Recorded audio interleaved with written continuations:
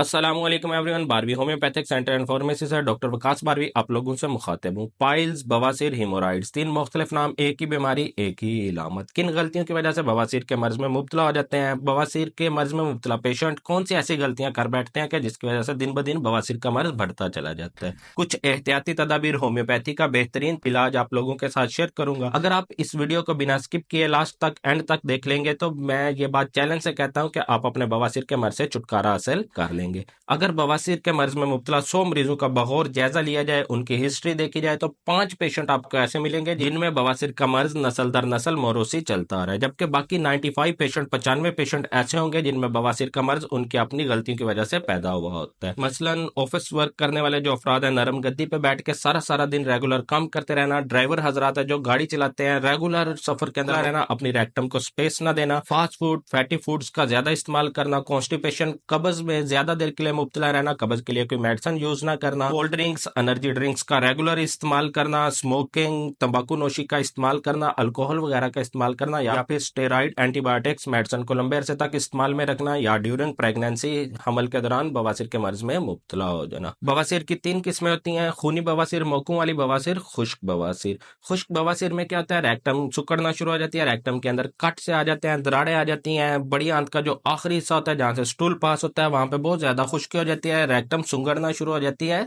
सुकड़ना शुरू हो जाती है। मौकों वाली बवासीर में मौके बन जाते हैं, बाज़ औक़ात मौके गुच्छों की शक्ल में बन जाते हैं। वो गुच्छे या तो रेक्टम से बाहर की तरफ लटक जाते हैं या फिर रेक्टम के अंदर ही फैलना शुरू हो जाते हैं। स्टूल पास करने के लिए जगह कम बचती है, रेक्टम काफी हद तक क्लोज हो जाती है। खूनी बवासीर में जब आप स्टूल पास करते हैं तो जो स्टूल होता है वो मौकों के साथ या फिर जो आपकी रेक्टम के अंदर कट दरारें बनी हुई हैं उनके अंदर फ्रिक्शन पैदा होती है स्टूल की और रेक्टम की। जैसे फ्रिक्शन पैदा होती है अंदर रैश बन जाते हैं, जख्म बन जाते हैं, वहां से फिर हल्का हल्का खून रिसना शुरू हो जाता है, स्टूल के साथ खून आना शुरू हो जाता है। बवासीर में मुब्तला मरीज जब स्टूल पास करता है, पखाना करता है, तो उसकी रेक्टम के अंदर मकद के अंदर उसे ऐसा फील होता है जैसे किसने मिर्चें छिड़क दी हैं, आग लग जाती है, बहुत ज्यादा जलन महसूस होती है, उसे बहुत ज्यादा गर्माहट महसूस होती है, उसे ऐसे लगता है कि जैसे मैंने आग के ऊपर अपनी रेक्टम को मकद को रख दिया है। स्टूल पास करते वक्त या पखाना करते वक्त बाजू का रेक्टम के अंदर इतना दर्द होता है, इतना शदीद दर्द होता है कि वो रेक्टम के साथ आपकी टांगों तक फैल जाता है, नीचे पांव तक आ जाता है और साथ जिस्म बेजान सा महसूस होना शुरू हो जाता है। बवासीर में मुब्तला मरीज जब भी पखाना करेगा उसकी रेक्टम के अंदर बहुत ज्यादा जलन होगी, बहुत ज्यादा दर्द होगी, क्योंकि उसकी रेक्टम के अंदर रैश बन जाते हैं, उसकी रेक्टम सुकड़ना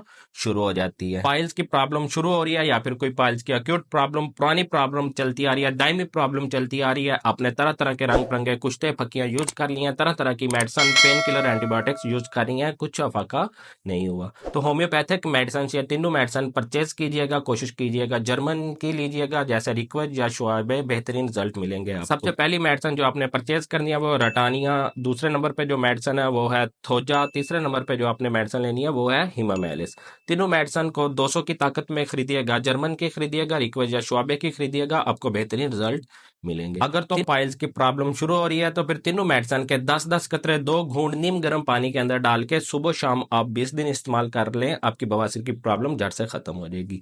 अगर कोई अक्यूट प्रॉब्लम, पुरानी प्रॉब्लम बवासीर की चली आ रही है, दायमी प्रॉब्लम चली आ रही है, आपने बहुत सारी मेडिसिन यूज कर ली है, जरा सा भी अफाका नहीं हुआ, तो फिर आपने इसके 15 कतरे सुबह दोपहर शाम तीनों मेडिसिन के 2 घूंट पानी के अंदर डाल के 3 से 4 मंथ रेगुलर इस्तेमाल करना है। कुछ एहतियाती तदाबीर भी आपने साथ करनी है। अगर आपको कॉन्स्टिपेशन बहुत ज्यादा है, कब्ज बहुत ज्यादा है, तो फिर आप साथ बादाम रोगन का इस्तेमाल कर सकते हैं, 1 चम्मच सुबह शाम 1 गिलास नीम गर्म पानी के अंदर डाल के। आप डूफालैक सिरप का भी यूज कर सकते हैं, मेडिकल स्टोर से इसे खरीद लीजिएगा, इसके 4 चम्मच सुबह शाम 1 गिलास नीम गर्म पानी के अंदर डाल के आप 15 दिन इस्तेमाल कर लें, कॉन्स्टिपेशन के लिए काफी होंगे। बाकी बवासीर की वो तीनों मेडिसिन रेगुलर 3 मंथ चलती रहेंगी। एहतियाती तदाबीर में आपने रेगुलर नरम गद्दी वाली सीट पे बैठ के काम नहीं करना। जब आपने नींद करनी है तो आपने कोशिश करनी है या आप उल्टा लेटें या फिर साइड पे लेटें, ताकि आपकी रेक्टम को स्पेस मिले। आप अगर ड्राइवर हैं, आपने ड्राइविंग करनी है, लंबी ड्राइविंग करनी है, तो फिर अपनी रेक्टम को स्पेस देते रहेंगे। फैटी फूड, फास्ट फूड, मिर्च मसाला जात का आपने यूज नहीं करना, गोश्त का इस्तेमाल आपने नहीं करना, कोल्ड ड्रिंक्स एनर्जी ड्रिंक्स आपने बिल्कुल यूज नहीं करने।